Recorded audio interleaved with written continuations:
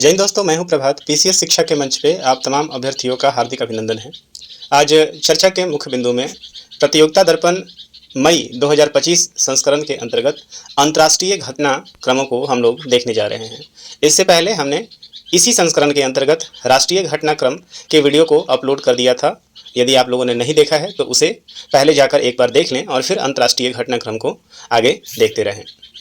Video में आगे बढ़ने से पहले आप सभी अभ्यर्थियों से अनुरोध है कि यदि आप लोगों ने चैनल को सब्सक्राइब नहीं किया है तो चैनल को जरूर सब्सक्राइब कर लें ताकि आप सभी को टाइमली नोटिफिकेशन मिलता रहे। आइए चलते हैं अपने सेशन की तरफ। ये सेशन किसी भी अभ्यर्थी जो पीसीएस लेवल की तैयारी कर रहे हों या वन लाइनर एग्जामिनेशन की तैयारी कर रहे हों, सभी के लिए अत्यंत ही महत्वपूर्ण है। चलते हैं, आइए देखते हैं, चलते हैं। अब देखते हैं अंतर्राष्ट्रीय घटनाक्रमों के हाईलाइट्स को लेकर। आइए हाईलाइट्स को देखते हैं। 24वें राष्ट्रमंडल खेलों की मेजबानी के लिए भारत ने प्रस्तुत की अपनी दावेदारी। महाभियोग का सामना कर रहे दक्षिण कोरियाई राष्ट्रपति यून सुक येओल जेल से हुए रिहा। अमेरिका की नागरिकता प्राप्त करने के लिए नई गोल्ड कार्ड योजना का अमेरिका द्वारा हुआ शुरुआत। डेनमार्क में 400 वर्ष पुरानी डाक वितरण सेवा इस वर्ष के अंत तक हो जाएगी बंद। अमेरिका की निजी कंपनी फायरफ्लाई का लैंडर ब्लू होस्ट चंद्रमा पर सफलतापूर्वक किया लैंड। इकोनॉमिक इंटेलिजेंस यूनिट के लोकतंत्र सूचकांक 2024 में भारत का विश्व में 41वां स्थान बरकरार। वर्ल्ड हैप्पीनेस इंडेक्स 2025 में भारत का 147 देशों में 118वां स्थान। हथियारों की खरीद में भारत का विश्व में यूक्रेन के बाद दूसरा स्थान। सिप्री की रिपोर्ट। यूरोपीय आयोग की अध्यक्ष उर्सुला वॉन डेर लेयन की भारत यात्रा हुई संपन्न। 10वां रायसीना संवाद नई दिल्ली में हुआ संपन्न। भारत चीन सीमा मामलों पर परामर्श एवं समन्वय के लिए कार्यतंत्र की 33वीं बैठक बीजिंग में हुई संपन्न। अंतरिक्ष यान की खराबी के कारण 9 माह से अंतर्राष्ट्रीय अंतरिक्ष स्टेशन पर फंसे सुनीता विलियम्स और बुच विल्मोर की सुरक्षित हुई धरती पर वापसी। प्रधानमंत्री श्री नरेंद्र मोदी की मॉरिशस यात्रा हुई संपन्न और न्यूजीलैंड के प्रधानमंत्री क्रिस्टोफर लक्सन की भारत यात्रा भी हुई संपन्न। आइए इन खबरों को चलते हैं, विस्तार से देखते हैं। और यहाँ हम लोग का प्रयास रहेगा कि आपके चाहे प्रीलिम्स का एग्जाम हो चाहे वो मेंस का एग्जाम हो, आपके लिए ये पूरा का पूरा सेशन काफ़ी महत्वपूर्ण होने वाला है। अंतर्राष्ट्रीय संबंध, यदि आप मेंस का एग्जामिनेशन दे रहे हैं, वहाँ अंतर्राष्ट्रीय संबंध का जो सेक्शन होता है उसके लिए ये सेशन काफ़ी ज़्यादा महत्वपूर्ण है। देखते हैं पहले खबर की तरफ। तो यहाँ खबर आ रही है कि 24वें राष्ट्रमंडल खेलों की मेजबानी के लिए भारत ने दावेदारी प्रस्तुत की है। क्या है पूरा का पूरा ये न्यूज, पहले उसको देखते हैं। तो 23वें राष्ट्रमंडल खेलों का आयोजन हाल फिलहाल में ही 22 जुलाई से लेकर 2 अगस्त 2026 में ये को स्कॉटलैंड के ग्लासगो में होना है। तो आपके लिए सबसे पहला जो फैक्ट यहाँ पे है कि अभी आप देखेंगे कि 23वां जो कॉमन, इसे अंग्रेजी में क्या कहते हैं, कॉमनवेल्थ गेम के नाम से जानते हैं। तो 23rd जो कॉमनवेल्थ गेम का आयोजन 2026 में प्रस्तावित है और यह 22 जुलाई से लेकर 2 अगस्त के बीच में संपन्न होगा। इस बार खास इसलिए है क्योंकि फंड की कमी के कारण कई सारे खेलों को इस राष्ट्रमंडल खेल में शामिल नहीं किया गया है। इस बार केवल 10 खेल ही इस खेल में शामिल होंगे। मोस्ट इंपॉर्टेंट है और ये आपकी परीक्षा का हिस्सा बन सकता है कि जो 23वां राष्ट्रमंडल खेल होने वाला है, कहाँ पे होने वाला है, तो स्कॉटलैंड के ग्लासगो में ये होने वाला है। और इस बार यहाँ पे केवल 10 खेल का ही आयोजन होगा क्योंकि फंड की कमी यहाँ बताई गई है। ग्लासगो खेल के पश्चात 2030, मोस्ट इंपॉर्टेंट फैक्ट यहाँ पे ये है कि आपको पता है कि राष्ट्रमंडल जो खेल है ये जस्ट लाइक ओलंपिक गेम्स जिस तरीके से होता है, लेकिन ओलंपिक में पूरा वर्ल्ड शामिल होता है। और ये राष्ट्रमंडल जिसे हम लोग कॉमनवेल्थ गेम्स कहते हैं, ये विशेष रूप से यूके ने अपने जहाँ औपनिवेशिक शासन किया था उन्हीं देशों का ये पूरा का पूरा क्या है, एक समूह है जिसके द्वारा खेल के माध्यम से एक दूसरे में ये जुड़ाव रखते हैं। ये कोई कंपल्सन नहीं है। तो इसी के अंतर्गत भारत ने भी अपनी दावेदारी अब प्रस्तुत कर दी है। और भारत प्रस्तुत मतलब 2030, इसका मतलब यह है कि जो 25वां राष्ट्रमंडल खेल होगा, 23वां राष्ट्रमंडल खेल जो है वो आपका कहाँ होगा 2026, 24वां राष्ट्रमंडल जो खेल होने वाला है वो खेल कहाँ पे होगा, तो भारत में होगा। इस बात को आप याद रखेंगे कि 24वां राष्ट्रमंडल खेलों की मेजबानी के लिए भारत की दावेदारी, भारत भी दावेदार है। मतलब यदि ये संपन्न हो जाता है तो भारत ने अपनी दावेदारी जो है प्रस्तुत कर दी है और अहमदाबाद में इन खेलों का आयोजन संभव है। ये अभी स्टेटमेंट किसका आया है, तो भारतीय ओलंपिक संघ का भी आया है और अंतर्राष्ट्रीय ओलंपिक संघ के लिए भी ये प्रस्तुत किया गया है। तो गुजरात सरकार ने गत मार्च माह में ही कॉमनवेल्थ स्पोर्ट को प्रस्तुत कर दिया है और इस मेजबानी के मामले में अंतिम निर्णय राष्ट्रमंडल खेल महासंघ दैट इज कॉमनवेल्थ स्पोर्ट्स वर्तमान जो है उनके द्वारा किया जाएगा। महासभा जब होगा इसका तो वहाँ पे इसके लिए जो है वो स्टेटमेंट आपको जारी होगा और इसके लिए लेटर ऑफ इंटेंट जो है वो ऑलरेडी 31 मार्च को जारी कर दिया गया है। दिल्ली में राष्ट्रमंडल खेलों की मेजबानी इससे पहले आप देखेंगे कि कब कब भारत में राष्ट्रमंडल खेलों की एक जानी हुई है, तो आप देखेंगे कि भारत इससे पहले 2 बार अपनी मेजबानी कर चुका है। पहला जो है भारत ने कब किया था, 1982 में एशियाई खेलों की मेजबानी भारत ने की थी। उसके बाद आप देखेंगे कि 2010 में भी दिल्ली में क्या हुआ था, राष्ट्रमंडल खेल जो है वो संपन्न हुआ था। इसके अलावा यदि आप देखेंगे ओलंपिक स्तर, तो भारत हर संभव प्रयास कर रहा है कि 2036 की बात कर रहा है भारत कि 2036 जो ओलंपिक होगा वो संभव है कि ये भारत में हो। भारत ने अपनी दावेदारी जो है वो पेश कर दी है। तो ओलंपिक स्तर पर आप देखेंगे कि बहुत बड़े बड़े इवेंट जो है वो आने वाले समय में भारत में होने वाला है। 2030 का जो राष्ट्रमंडल खेल, जो कि 24वां राष्ट्रमंडल खेल होगा, वो भारत में संभव है। और साथ ही साथ इंफ्रास्ट्रक्चर के आधार पर यदि आप देखेंगे, यदि सब कुछ ठीक रहा, तो भारत 2036 में पहली बार ओलंपिक खेलों की भी मेजबानी करेगा। इस बात को आप ध्यान रखेंगे। एक और चीज़ आपको बता दें यहाँ पे कि जो राष्ट्रमंडल खेल है, कॉमनवेल्थ खेल है, उसका अब नाम जो है वो बदल गया है। अभी तक जो है क्या कहते थे, उसको कॉमनवेल्थ गेम्स कहते थे, लेकिन अब इसका नाम जो हो गया है कॉमनवेल्थ स्पोर्ट, इसका नया नाम हो गया है। तो याद रखेंगे, जो यहाँ पे राष्ट्रमंडल खेल है उसका अब नया नाम क्या हो गया है, कॉमनवेल्थ गेम्स फेडरेशन ने अब अपना नाम बदल लिया है और इसका नाम हो गया है कॉमनवेल्थ स्पोर्ट्स कर दिया गया है। और यह नाम जो है वो 10 मार्च 2025 से लागू कर दिया गया है। इस बात को भी आप याद रखेंगे। चलते हैं अपने अगले न्यूज़ की तरफ। तो कॉमनवेल्थ के बारे में यदि आप थोड़ा सा इतिहास के बारे में जानना चाहते हैं कि किस तरीके से मल्टीनेशनल है, और इसकी शुरुआत आप देखेंगे ब्रिटिश एम्पायर के सहयोग से, ब्रिटिश एम्पायर के इनिशिएटिव पे किया जाता है। और पहली बार यदि आप देखेंगे इसका आयोजन कब किया गया था, 1930 में इसका पहली बार आयोजन किया गया था। ब्रिटिश एम्पायर गेम्स के नाम से इसका आयोजन किया गया था। और जब सेकेंड वर्ल्ड वार हुआ था, तो सेकेंड वर्ल्ड वार में ये कॉमनवेल्थ गेम नहीं हो सका था। तो 1942 और 1946 इसके एक्सेप्शन है, द्वितीय विश्व युद्ध के कारण जो है वो नहीं हो पाया था। उसके बाद आप देखेंगे 1930 से लेकर 1950 के बीच में जो है वो ब्रिटिश एम्पायर के द्वारा इसका आयोजन किया जाता है। तो लगातार आप देखेंगे प्रति 4 वर्ष पे इसका क्या होता है, आयोजन किया जाता है। 1930 में इसका पहला आयोजन किया गया था। यहाँ पे आप देख सकते हैं 1982 और 2010 जो है वो किसके नाम है, भारत के नाम है। तो चलते हैं अपने इसी के साथ जो है वो इसमें आप देखेंगे कि एक एशियन गेम्स है, इसको भी आप याद रखेंगे। चलिए चलते हैं अपने अगले न्यूज़ की तरफ। यहाँ पे जो इससे पहले जो 22वां जो आपके पास देखेंगे कि कॉमनवेल्थ गेम्स हुआ था, 2022 में हुआ था। इस बात को देखेंगे कि 22वां जो है वो कॉमनवेल्थ कहाँ हुआ था, 2022 में हुआ था। और इसका रिपोर्ट क्या रहा था, तो इस रिपोर्ट में भारत ने काफ़ी बेहतरीन प्रदर्शन किया था। और इसके अंतर्गत भारत जो है वो किस स्थान पर रहा था, तो चौथे स्थान पर रहा था, जहाँ भारत ने 22 गोल्ड सहित कुल मिला के 61 मेडल्स जो है वो अपने नाम किए थे। इस बात को भी आप याद रखेंगे। और तत्काल यदि आप कॉमनवेल्थ गेम्स की बात करेंगे, तो कुल मिला के अभी कॉमनवेल्थ जो संघ है पूरे, उसमें कुल मिला के जो है वो 54 कॉमनवेल्थ देश जो है वो शामिल हैं।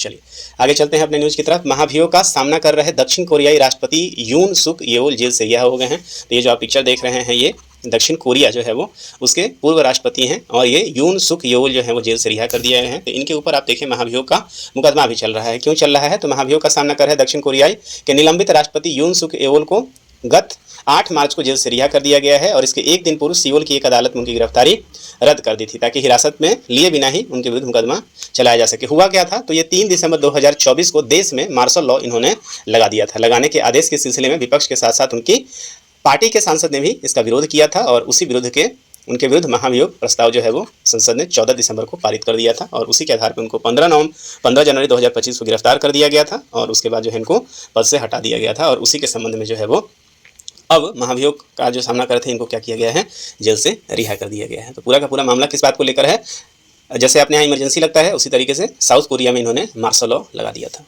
चलिए मैप पे इसको देख लेते हैं कि कहाँ पे है ये।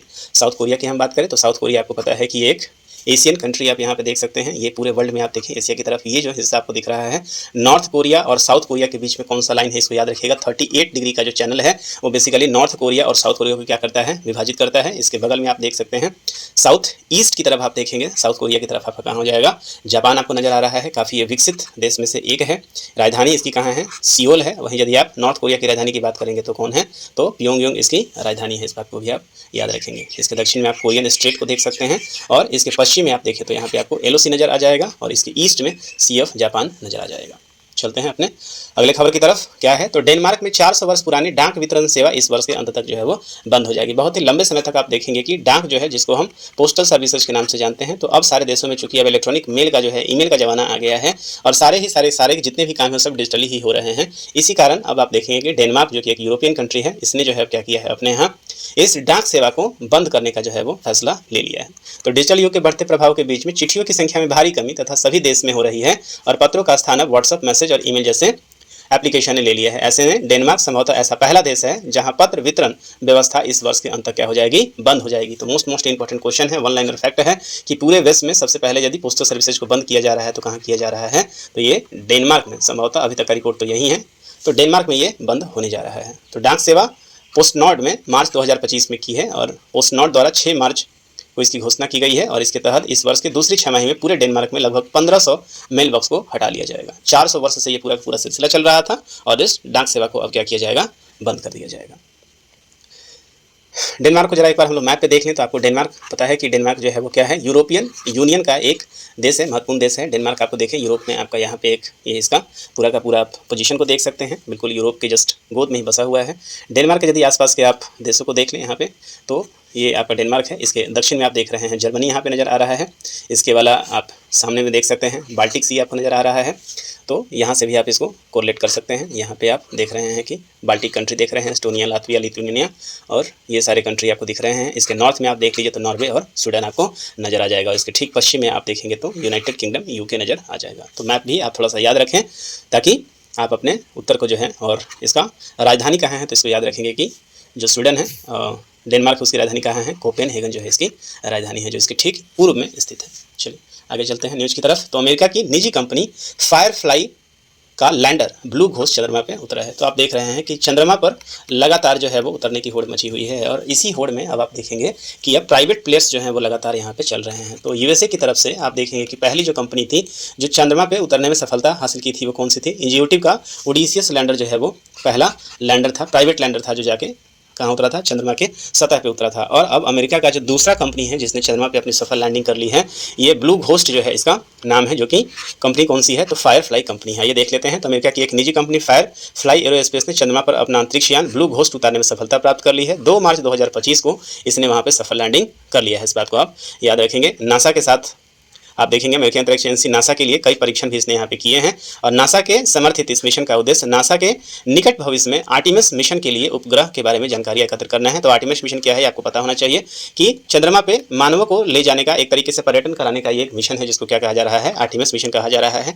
नासा के द्वारा इस पूरे मिशन को संचालित किया जा रहा है। भारत हाल फिलहाल में इसका हिस्सा भी बन चुका है और लगातार कई ऐसे देश हैं जो आर्टिमिस मिशन में शामिल हो रहे हैं। तो आर्टिमिस मिशन के तहत अंतरिक्ष यात्रियों को चंद्रमा पर भेजने की नासा की योजना है और चंद्रमा की सतह पर ब्लू घोस्ट का यह मिशन लगभग 14 पृथ्वी दिनों तक चंद्रमा का जो एक दिन है वो कितने दिनों के बराबर होता है, पृथ्वी के 14 दिनों के इक्विवेलेंट होता है। इस बात को भी आप याद रखेंगे। सक्रिय रहा। इसके बाद चंद्रमा पर रात हो जाने के कारण यहाँ के लैंडर के सौर पैनल जो है वो समाप्त हो चुके हैं, मतलब काम करना बंद कर दिया, जिसके कारण ये जो मिशन जो है वो यहीं पे रुक गया है। इस बात को भी आप याद रखेंगे। नासा समर्थित ब्लू घोस्ट की लॉन्चिंग फ्लोरिडा के कैनेडी स्पेस सेंटर से 15 जनवरी 2025 को की गई थी, जो कि फाल्कन 9 रॉकेट से लॉन्च किया गया था।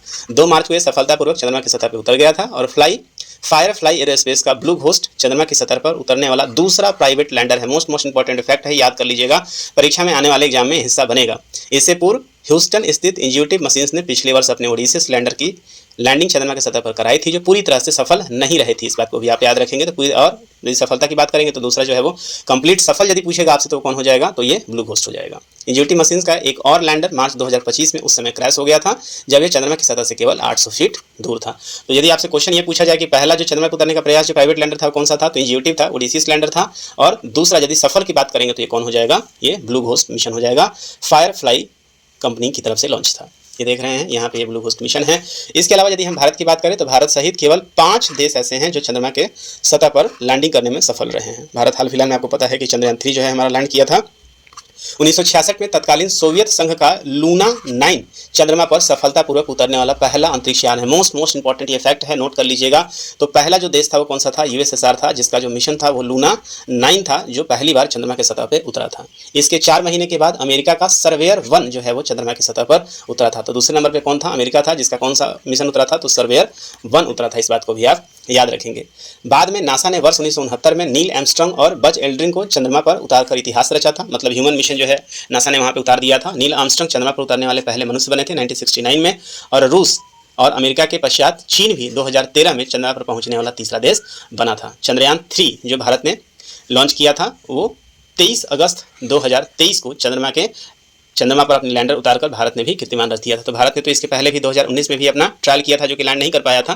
फिर भारत ने हार नहीं मानते हुए 2023 में लैंडर किया था, और इसके दक्षिणी ध्रुव, जो सुदूर दक्षिणी ध्रुव है, अभी तक जितने भी लैंडिंग हुए थे वो सब नॉर्थ में हुए थे, लेकिन सुदूर दक्षिण ध्रुव पर लैंडिंग करने वाला भारत पहला देश बना था। इस बात को भी आप याद रखेंगे। और ओवरऑल भारत कौन सा है? चौथा देश है जो चंद्रमा की सतह पर उतरा था। तो इस बात को भी आप याद रखेंगे। और पांचवा देश कौन सा है? तो पांचवा देश जो है वो जापान हुआ था। तो काफी इंपॉर्टेंट ये फैक्ट है अपने परीक्षा के दृष्टिकोण से, इसे जरूर आप नोट डाउन कर लेंगे।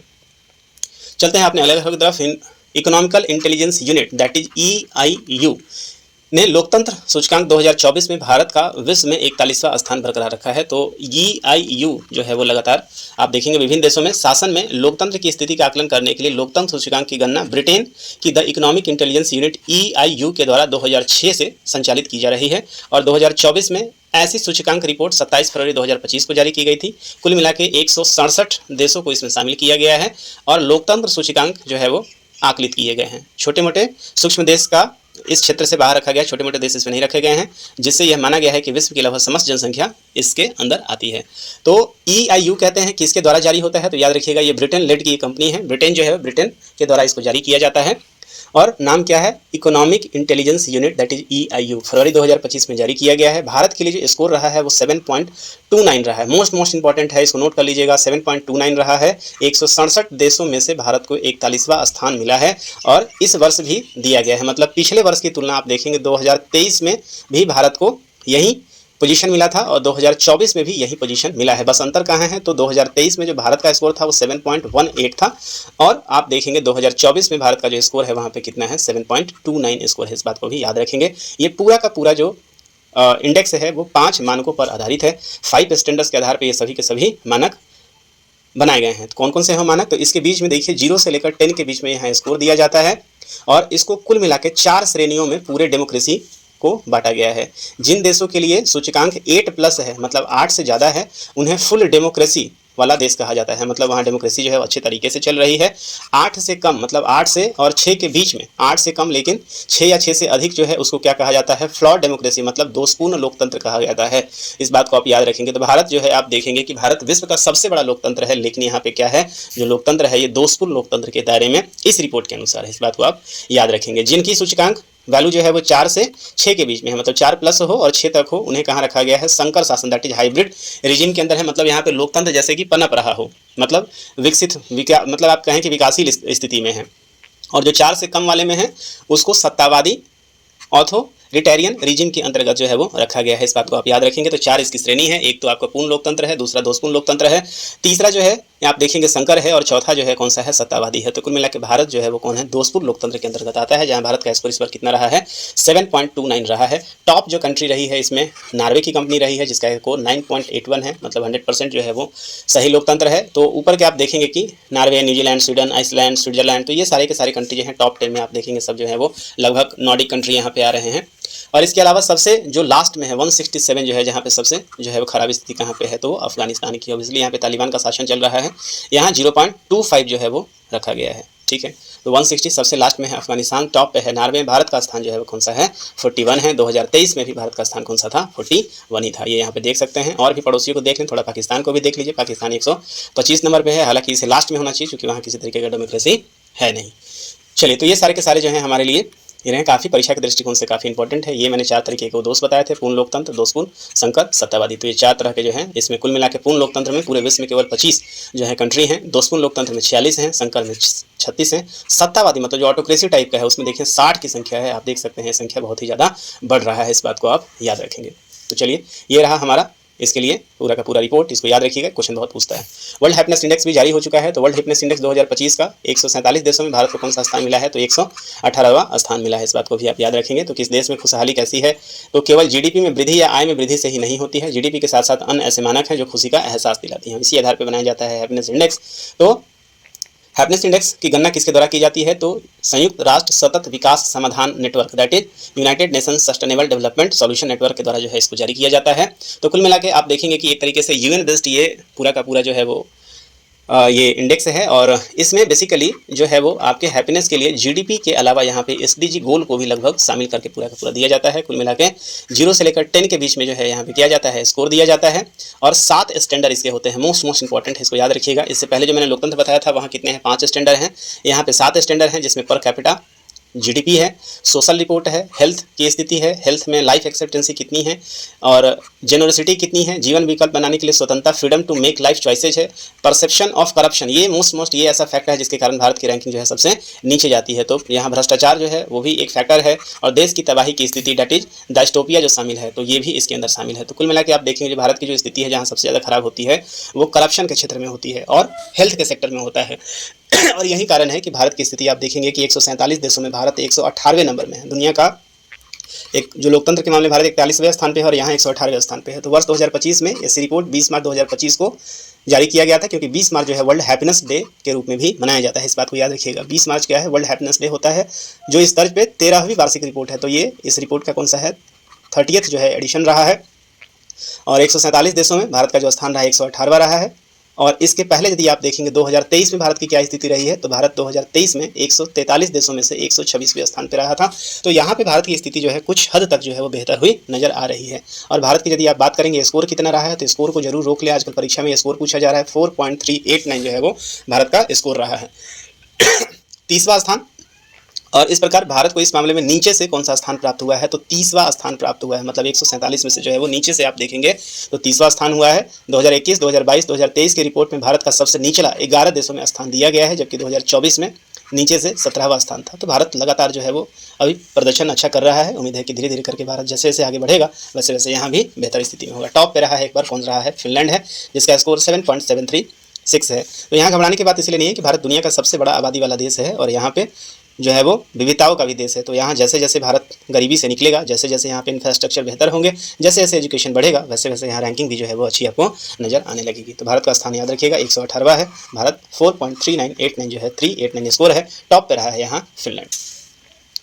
आगे चलते हैं। हथियार की खरीद में भारत का विश्व में यूक्रेन के पश्चात दूसरा स्थान है। अमेरिका हथियारों का सबसे बड़ा विक्रेता, स्वीडिश संस्था की रिपोर्ट। तो सिपरी की एक रिपोर्ट जारी की जाती है, इस बात को याद रखिएगा। रिपोर्ट जारी किया गया है सिपरी, जिसको हम लोग क्या कहते हैं, Stockholm International Peace Research Institution कहा जाता है। सिपरी का जो फुल फॉर्म होता है Stockholm International Peace Research Institute कहा जाता है। इसके द्वारा प्रतिवर्ष आप देखेंगे कि हथियारों के खरीद बिक्री अर्थात आयात निर्यात को लेकर जो है वो ये रिपोर्ट जारी की जाती है। और 2025 में रिपोर्ट जो है कब जारी की गई है, मार्च 2025 में जारी की गई है। रिपोर्ट में बताया गया है कि वर्ष 2020 से लेकर 2024, याद रखिएगा 2020 से 2024 के 5 वर्षों की अवधि में विश्व में हथियार में 5 जो सबसे बड़े आयातक रहे हैं, सबसे टॉप पे रहा है यूक्रेन, दूसरे नंबर पे रहा है भारत। आइए देखते हैं टेबल के माध्यम से यहाँ पे कैसी स्थिति बन रही है। इस टेबल में जरा देखिए 2020 से लेकर 2024 का रिपोर्ट है, मतलब 5 वर्षों का रिपोर्ट जारी किया गया है। जरा देखें यूक्रेन में 2020 से 24 में आप देखेंगे कि हथियारों में कुल वैश्विक आयात में अंश पूरे विश्व का 8.8% जो हथियार है वो यूक्रेन ने खरीदा है, जबकि 2015 से 19 के बीच में इसमें कितना था, केवल 0.1% था, जिसमें 9,627% का आप देखेंगे ग्रोथ हुआ है। कारण इसका है अभी रूस यूक्रेन कन्फ्लिक्ट, दोनों के बीच में युद्ध चल रहे हैं, जिसके कारण यूक्रेन लगातार नई हथियारों को खरीद रहा है।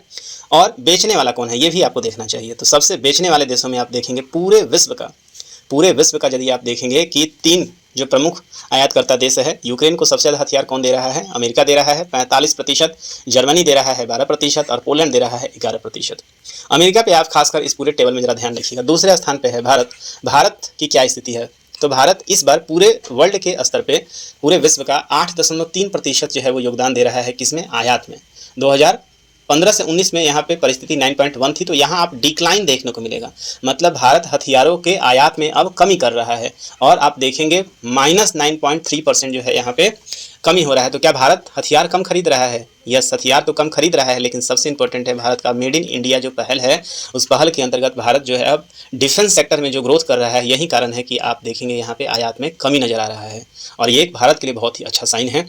भारत सबसे ज़्यादा आप देखेंगे कहाँ से खरीदता है, तो रूस जो है वो नंबर 1 पे है, 36% अपने हथियारों का भारत रूस से खरीदता है। दूसरा जो है फ्रांस है, 33% है। तीसरा जो है वो इजराइल है, जहाँ से 13% भारत अपने पूरे हथियार का जो है वो आयात करता है। तीसरे नंबर पे आयात करने वालों में कतर का स्थान है, चौथे पे है सऊदी अरब, 5वें पे जो है वो पाकिस्तान है। इस पूरे टेबल में 2 चीज़ देखने वाली बात है। पहला, पूरी दुनिया में सबसे ज़्यादा जो हथियार बेचता है वो कौन है, अमेरिका है। इस बात को आप याद रखेंगे, हर जगह आपको अमेरिका नजर आ जाएगा। और खरीद में पहले भारत ज़्यादा था, लेकिन भारत जो है अब अपने मेड इन इंडिया के दम पे धीरे धीरे अपने आयात को जो है वो घटा रहा है। इस बात को भी आप याद रखेंगे। तो ये देख लें आप यहाँ पे कि पूरे विश्व में 2020-24 के दौरान हथियारों में बड़े निर्यातक राष्ट्र के रूप में सबसे बड़ा निर्यातक राष्ट्र जो है वो कौन है, तो अमेरिका है। 43% आप देखेंगे इसका हथियारों का बाजार है। इस बात से आप ये भी समझ रहे हैं कि पूरे दुनिया में जब तक युद्ध चलता रहेगा तब तक अमेरिका का हथियार जो है वो बिकता रहेगा। इस बात को भी आप याद रखिएगा। तो अमेरिका पूरे दुनिया का 43% जो है वो हथियार सप्लाई करता है, और सबसे बड़ा जो खरीदार है वो अमेरिका का वो है सऊदी अरब, यूक्रेन और जापान। इस बात को भी आप याद रखिएगा। जो सबसे बड़ा आयातक राष्ट्र है अमेरिका का वो ये है।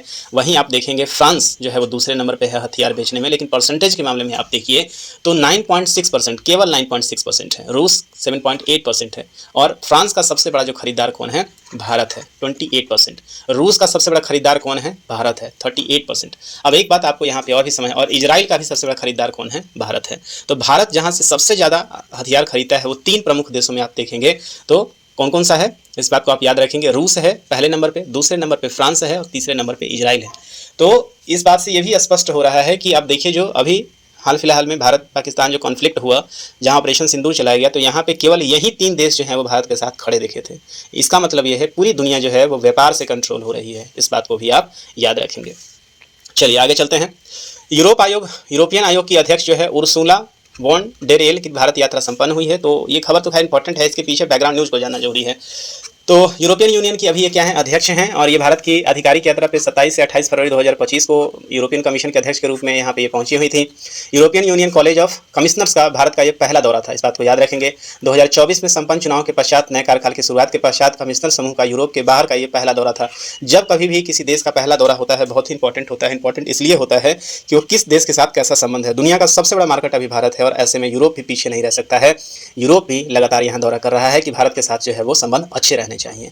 सुशीला उर्सुला इससे पूर्व अप्रैल 2022 में द्विपक्षीय आधिकारिक दौरे पर थी, तथा सितंबर 2023 में G20 में भी भारत जो है वो आ चुकी है। इस बात को भी आप याद रखेंगे। आपके लिए जानकारी का सबसे बड़ा यह है कि अभी जो यूरोपियन यूनियन है उसमें कितने देश हैं, तो कुल मिलाकर भी यहाँ पे क्या है, 27 देश हैं। इनके आने का जो सबसे बड़ा आप देखेंगे कि क्या क्या जो है वो रणनीति था, क्या क्या वो चीज़ है। तो भारत और यूरोपीय संघ 2004 से जो है वो क्या है, आपस में रणनीतिक साझेदार हैं। इस बात को भी आप याद रखिएगा। 27 फरवरी को यूरोपीय संघ शिष्टमंडल के नई दिल्ली पहुंचने पर यहाँ पे इनका जो है वो स्वागत किया गया है।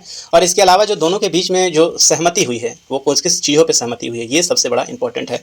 जरा देखें दोनों के बीच में व्यापार की क्या स्थिति है। तो भारत और यूरोपीय संघ के बीच में सालाना द्विपक्षीय व्यापार वर्तमान में 120 अरब यूरो का है। कितना बड़ा बाजार है आप देखिए जरा। स्वतंत्र व्यापार समझौते के में इसके कई गुना बढ़ने की आशा की जा रही है। और इस बार भारत मध्य यूरोप आप देखेंगे भारत ने जो पहल लिया है आईमेक, बेसिकली यूरोप तक पहुंच, तो इसके लिए भी आप यहाँ पे पहुंची थी कि ताकि इस आईमेक जो प्रस्ताव है इसको जल्दी से कंप्लीट किया जाए, ताकि व्यापार के मामले में भारत और यूरोप के बीच में जो संबंध है, जो पहुँच है वो काफ़ी आसान हो सके। इसके अलावा आप देखेंगे 8 क्षेत्रों पर दोनों देशों के बीच में बात हुई है। इस बात को आप याद रखेंगे, जिसमें एक इंपॉर्टेंट जो है वो कौन सा है, आईमेक है। इसके अलावा आप देखेंगे सेमीकंडक्टर पे बात हुई है, ग्रीन हाइड्रोजन पे चर्चा चला है, और पारस्परिक सुविधाजनक समय पर आयोजित होने वाले अलग अलग एजेंडों पर भी बात हुआ है। तो जो मेक मुद्दा था आईमेक था, इसके अलावा सेमीकंडक्टर, ये सारे मुद्दे जो हैं वो यहाँ पे बने हुए थे। वन इंपॉर्टेंट आपके जानने के लिए, तो यूरोपीय जो संघ है वो क्या है, 27 देशों का भी संघ है। पहले 28 हुआ करता था, जब ब्रिटेन अर्थात यूके जब इसमें से निकल गया तो कितना हो गया है, अब ये 27 बच गया है। शुरुआत यदि आप देखेंगे इसकी कब से हुई थी, तो ऐसे इसकी शुरुआत जो है सेकंड वर्ल्ड वार में, जब पूरे यूरोप में बिखराव का दौर था, तो इसको बांधने के लिए इसको लाया गया था। लेकिन आप देखेंगे ऑफिशियल तरीके से 1 नवंबर 1993 में आप देखेंगे रोम के संधि द्वारा इसकी क्या की गई थी, शुरुआत कर दी गई थी। इस बात को भी आप याद रखेंगे। तत्काल ये इसके अध्यक्ष हैं। कुल मिलाकर जो है इसके अंदर कितने देश हैं, अभी तत्काल में 27 देश हैं। ये इसका मैप दे सकते हैं, नाम के रूप में आप देखें कौन कौन है। Australia, Belgium, Bulgaria, Croatia, Cyprus, चेक गणराज्य, Denmark, Estonia, Finland, France, Germany, यूनान, Hungary, Ireland, Italy, Latvia, Lithuania, Luxembourg, Malta, Netherlands, Poland, पुर्तगाल, रोमानिया, स्लोवाकिया, स्लोवेनिया, स्पेन और स्वीडन। ये जो हैं इसके ये कुल मिला के अभी तक का 27 देश हैं। ये आप देख रहे हैं यूके, ये कहाँ हुआ था, ब्रेग्जिट हुआ था। इस बात को भी आप याद रखेंगे। बारी बारी से जो है इनके बीच में अध्यक्ष चुना जाता है। इस बात को भी आप याद रखिएगा। और इनका जो मुख्यतः जो है 15 देश, 28 में से 15 देश जो है वो साझा मुद्रा करते हैं, जो क्या है, यूरो। इनके बीच का एक साझा मुद्रा है। इस बात को भी याद रखेंगे। मुख्य रूप से जो है ये आर्थिक और राजनीतिक गठबंधन है। इस बात को भी आप याद रखेंगे। और अधिकांशतः इसमें क्या है, नाटो के संबंध जो है वो सदस्य हैं। 10वां रायसीना संवाद जो है वो दिल्ली में संपन्न हो गया है। तो क्या है ये रायसीना डायलॉग 2025, आइए इसके बारे में जान लेते हैं।